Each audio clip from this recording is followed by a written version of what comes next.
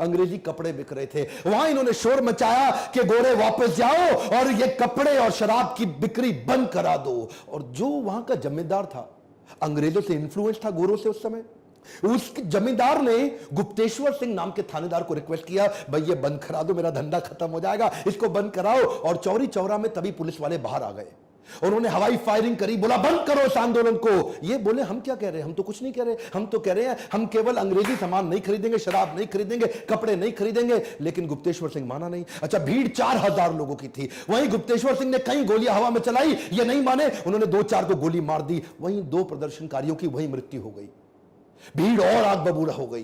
गुप्तेश्वर सिंह ने हवा में और कई गोलियां चलाई, बोला मार दूंगा। फिर सामने गोलियां चलाई, वहां के दरोगा थे ना, वो उनको तो करना था।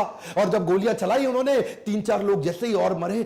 इतने में ये तैयार नहीं थे दरोगा, इनकी गोलियां खत्म हो गई, भीड़ आ गई।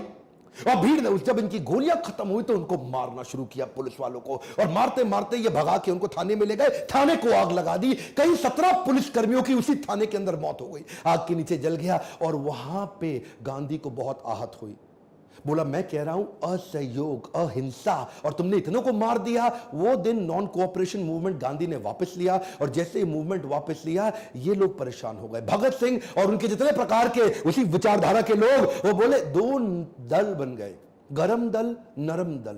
नरम दल गांधी का था और गरम दल भगत सिंह जैसे लोगों का था। उन दिनों बोल्शेविक मूवमेंट रशिया का था, उससे ये बड़े प्रभावित थे। मैंने बताया ना, विदेशी किताबें भी बहुत पढ़ते थे।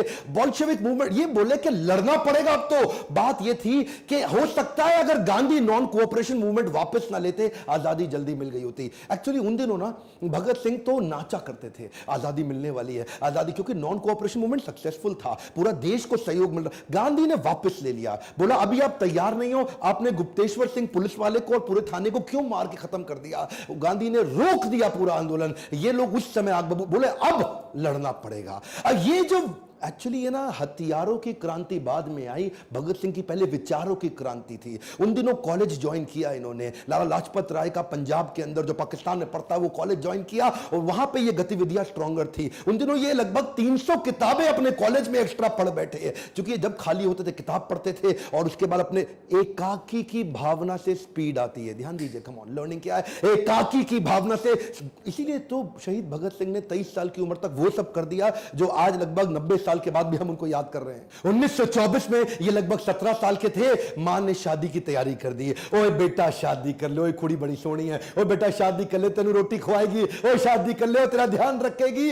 मां बोलती रह गई, और ये क्या बोली, दुल्हन मेरी दुल्हन नहीं होगी, आजादी ही मेरी दुल्हन होगी। रातों रात चिट्ठी लिख के भाग गए, मां रोती थी, अकेली पड़ गई। क्यों ऐसा होता है कि भगत